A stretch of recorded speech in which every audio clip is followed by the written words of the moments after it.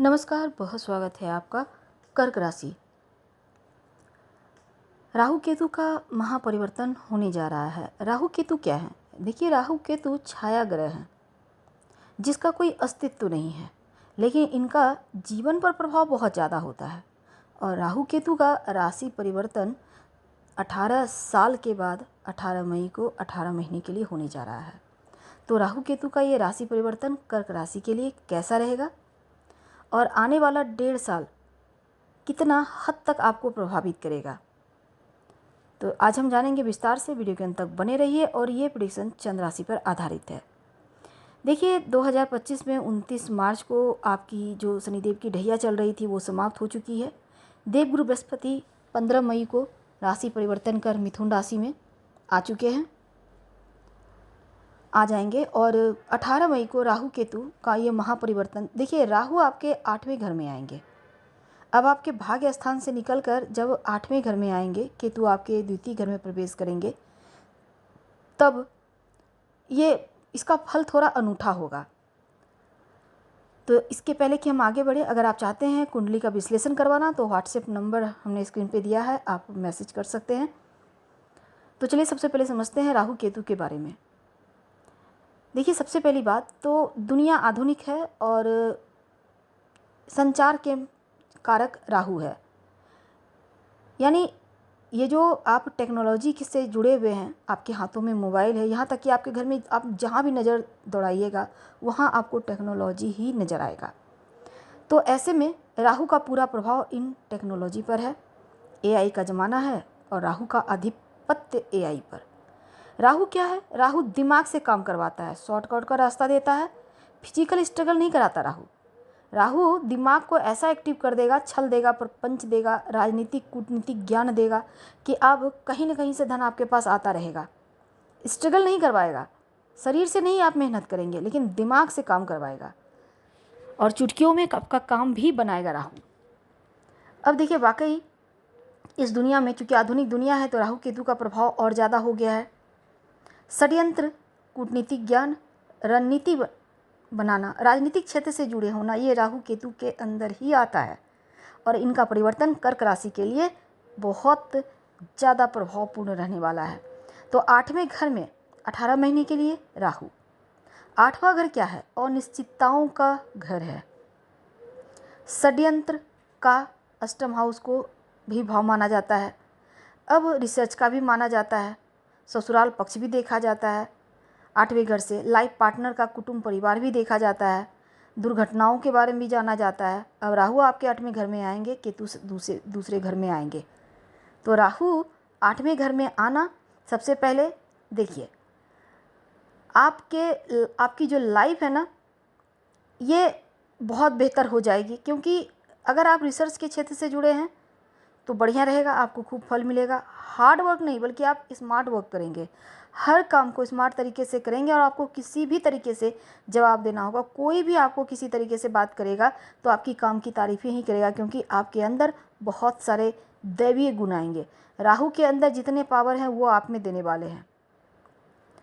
अब ये चीज़ तो आपने जाना, लेकिन हाँ, काम को डिले मत कीजिए। जो भी काम करना है फटाफट से पूरा करने का प्रयास कीजिए। अगर आप रिसर्च के क्षेत्र से जुड़े हैं तो आपके लिए बहुत उत्तम है। राहु 8वें घर में बैठते हैं तो ज्ञान बढ़ाते हैं। राहु का अष्टम में आना आपके अंदर स्पिरिचुअल गुण देते हैं। राहु यहाँ पर किसी न किसी के लिए जैसे कि आप कर्क वालों, आप देखिएगा धर्म की तरफ या स्पिरिचुअल तंत्र मंत्र की तरफ आपका झुकाव बढ़ेगा। और दूसरा, इस समय कोई भी आप वाहन चलाते हैं सावधानी से चलाइए, क्योंकि वाहन से चोट चपेट के योग बनेंगे राहु का 8वें घर में आने से। चूँकि ये घर दुर्घटना का भी है, या घर में ही आप काम करते हैं, चल फिर रहे हैं, कहीं पैर न फिसल जाए, कहीं गिर न जाए, तो इसका ध्यान रखिएगा। वाणी पर कंट्रोल कीजिएगा, क्योंकि वाणी पर कंट्रोल नहीं करेंगे तो हो सकता है घर परिवार में टेंशन हो। झूठ मत बोलिएगा, जब आप अपनों के साथ होते हैं तो झूठ बोलने से बचें। केतु आपके दूसरे घर में है। अब केतु यहाँ पर आपको चतुराई देंगे, चालाकी देंगे, अपनी बातों को तोड़ मरोड़ कर आप रखेंगे। आपकी बातें आप इतने अच्छे से रखेंगे कि सामने वाले की बातें ही घुमा देंगे और अपनी बातों को सही प्रूव कर देंगे। तो केतु आपको चालाकी देगा, दिमाग को एक्टिव करेगा। द्वितीय घर में बैठा है, परिवार का भी घर है, वाणी का भी घर है, धन का भी घर है। तो ऐसे में कर्क राशि वालों, अगर आप विदेश में हैं तो चूँकि 12वें घर आपका विदेश भाव है, और अगर आप सोच रहे हैं विदेश जाने के लिए तो राहु के ये परिवर्तन आपके लिए बहुत अच्छा है। और चौथे घर को भी देखेंगे तो जन्मभूमि और विदेशी, यानी विदेश में है तो जन्मभूमि पे आएंगे, और जन्मभूमि में से जाना चाहते हैं विदेश तो जाएंगे। यानी कि आप विदेशी गतिविधि, विदेशी ज़मीन से लाभ, विदेशी जगह जाना जैसी चीज़ें यहाँ पर बनेंगी। तो आप विदेश जाने के प्लानिंग करते दिखेंगे, या घर से कहीं दूर जा सकते हैं। हो सकता है आप जॉब करते हैं, आपका ट्रांसफ़र ही हो जाए, तो आपको घर से दूर जाकर ज़्यादा सफलता मिलेगा, आप ट्राई कीजिएगा। लव रिलेशनशिप की बात करें तो देखिए, किसी भी तरह का संदेह करेंगे तो रिश्ता गड़बड़ होगा, इसलिए संदेह ना करें। रिश्तों में चाहे आपका वैवाहिक जीवन हो, प्रेम जीवन हो, पॉजिटिव रहिए, तभी आपका रिश्ता बेहतर तरीके से चलेगा।